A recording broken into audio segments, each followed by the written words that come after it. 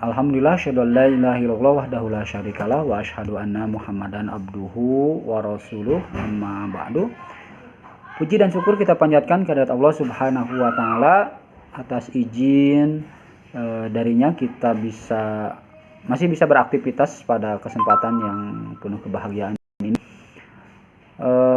Anak-anakku yang Bapak cintai dan Bapak banggakan, pada kesempatan ini Bapak akan menyampaikan kembali mengenai kisah Nabi Nuh alaihissalam. Kemarin sudah diulas mengenai kisah Nabi Nuh di kelas ya. Pada kesempatan ini mengulang dulu, nanti ada tambahan-tambahan bahwa Nabi Nuh ini adalah seorang rasul yang pertama. Di saat setelah adanya Nabi Adam, Nabi Syed, Nabi Idris, baru Nabi Nuh ini menjadi rasul yang pertama. Karena banyak manusia pada saat itu mulai berbuat kemaksiatan, mulai menyembah selain dari Allah, melakukan kemusyrikan, maka diutuslah Nabi Nuh itu ke sebuah kaum ataupun sebuah kaum yang namanya kaum Bani Rasib ya. Bani Rasib ya. Itu diutus Nabi Nuh ke sana. Nah, salah satunya tujuan diutusnya Nabi Nuh itu untuk menyampaikan atau mendakwahkan agar manusia pada waktu itu kembali menyembah hanya kepada Allah. Mereka sudah mulai menyembah berhala dan juga melakukan kemaksiatan-kemaksiatan yang lainnya. Nah, awalnya orang-orang dahulu kaum Nabi Nuh itu mempunyai orang-orang yang soleh, yang taat. Nah, yang namanya itu Wad, Suwa, Yagus, Yauk, dan Nasr. Nah, itu sebetulnya awalnya orang-orang soleh. Setelah orang-orang soleh itu meninggal, kemudian mereka membuatkan patung orang-orang soleh tersebut menjadi untuk peringatan terhadap orang-orang yang soleh tadi. Tapi lama-kelamaan patung-patung itu berubah fungsi. Yang tadinya untuk memperingatan orang-orang soleh tersebut justru malahan disembah oleh mereka. Mereka menganggap bahwa patung itu menjadi Tuhan yang bisa menolong mereka di mana mereka ada keperluan, ada kepentingan, ada keinginan, mereka meminta bantuan ke patung itu. Jadi berubah tujuan dan maksudnya. Itu ke generasi beberapa kemudian. Maka diutuslah Nabi Nuh untuk meluruskan itu. Seperti kita ketahui bahwa Nabi Nuh berdakwah diutus oleh Allah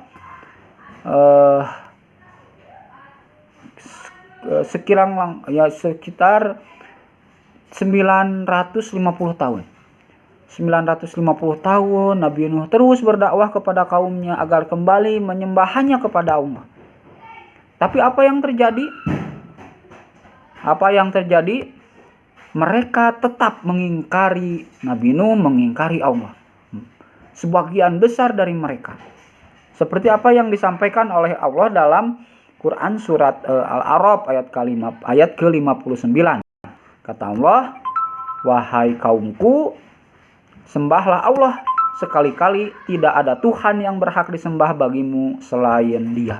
Sesungguhnya kalau kamu tidak menyembah Allah, aku takut kamu akan ditimpa azab hari yang besar, yaitu hari kiamat."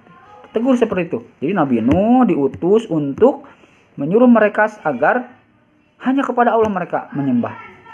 Karena Nabi Nuh takut kalau perilaku mereka tidak berubah, mereka akan ditimpakan azab yang besar, yaitu pada hari kiamat. Nah, terus Nabi Nuh menyampaikan, tapi ternyata sambutan dari mereka itu hanya segelintir orang. Mayoritas dari mereka menolak dakwah Nabi Nuh, malahan menjelekkan Nabi Nuh. Justru orang-orang yang miskin yang tertarik terhadap dakwah Nabi Nuh. Dari kaum itu Jadi tetapnya mereka menyembah berhala-berhala tadi. Malahan di dalam Al-Quran disebutkan, dalam Quran surat Hud ayat ke-27, kata Allah, kami tidak melihat kamu melainkan sebagai seorang manusia biasa seperti kami, dan kami tidak melihat orang-orang yang mengikuti kamu melainkan orang-orang yang hina dina di antara kamu yang lekas percaya saja, dan kami tidak melihat kamu memiliki sesuatu kelebihan apapun atas kami, bahkan kami yakin bahwa kamu adalah orang-orang yang dusta. Itulah tanggapan dari kaum Rasib, kaum yang didakwahi oleh Nabi Nuh. Mereka menolak dengan tegas, menganggap bahwa kenapa harus kamu yang diutus, kamu nggak ada lebihnya dari kalau kami. Itu ejekan-ejekan, olok-olok dari orang-orang yang didakwahi oleh Nabi Nuh. Malahan mereka menganggap yang mengikuti kamu juga hanya orang-orang lemah, orang-orang yang bodoh. Itulah jawaban dari mereka, seperti yang Allah sampaikan dalam Quran surat Hud ayat ke-27. Nanti kalian bisa dilihat di dalam Quran surat Hud ayat ke-27 bagaimana tanggapan orang-orang kafir waktu itu terhadap dakwah Nabi Nuh. Malahan di dalam kisah yang lain, di dalam keterangan yang lain, mereka sampai berbuat kasar terhadap Nabi Nuh. Nabi Nuh sampai didorong waktu Nabi Nuh pakai tongkat-tongkatnya diambil sampai Nabi Nuh jatuh. Itulah perilaku-perilaku yang dilakukan oleh kaumnya. Bukan hanya ucapan, tapi juga tindakan. Sampai di saat Nabi Nuh sedang dakwah, mereka menutup telinganya, ditutup mukanya sama pakaian. Saking menolaknya Nabi Nuh. Itulah perilaku-perilaku orang-orang waktu itu, Bani Rasibah waktu itu. Jadi menolak dengan tegas. Mereka menganggap bahwa orang-orang yang mengikuti Nabi Nuh itu orang-orang yang bodoh. Nah, tapi sambutan seperti itu Nabi Nuh tetap sabar. Sabar terus mendakwahi, karena itulah kelebihan seorang rasul, dia punya kesabaran yang tinggi. Sabar mendakwahi sampai 950 tahun. Bayangkan 950 tahun. Mereka mendakwahi kaum Nabi Nuh. Ya, Nabi Nuh itu terus tidak mendakwahi kaumnya. Waktu yang terus lama. Selama 950 tahun. Seperti yang ditegaskan oleh Allah dalam Quran surat Al-Ankabut. Jadi jumlah 950 tahun itu bukan perkiraan, tapi memang Allah yang menyampaikan. Dalam Quran surat Al-Ankabut ayat ke-14, kata Allah, dan sesungguhnya kami telah mengutus Nuh kaumnya, maka ia tinggal di antara mereka 1000 tahun kurang 50 tahun. 1000 tahun kurang 50 berarti 950 tahun Nabi Nuh mendakwahi kaumnya. Tapi apa yang terjadi? Tetap mereka menolak dakwah Nabi Nuh, malahan hanya sebagian kecil. Itu pun orang-orang yang lemah, orang-orang yang miskin, yang terbuka hatinya untuk mengikuti apa yang disampaikan oleh Nabi Nuh. Anak-anakku yang Bapak cintai dan Bapak banggakan, itulah perjalanan dakwah Nabi Nuh terhadap kaumnya yang tetap menolak apa yang disampaikan oleh Nabi Nuh. Maka semakin lama Nabi Nuh mengadu kepada Allah. Karena bukan hanya ucapan yang mereka lakukan, termasuk tindakan. Sampai Nabi Nuh disiksa sampai jatuh, sampai dilempar Nabi Nuh. Karena tidak sabar, maka Nabi Nuh mengadu kepada Allah, meminta diturunkan azab untuk kaumnya yang berdosa tersebut. Maka kata Allah menyuruh Nabi Nuh agar membuat perahu. Nah, nanti akan datang sebuah azab dari Allah kepada kaum Nabi Nuh berupa banjir bandang.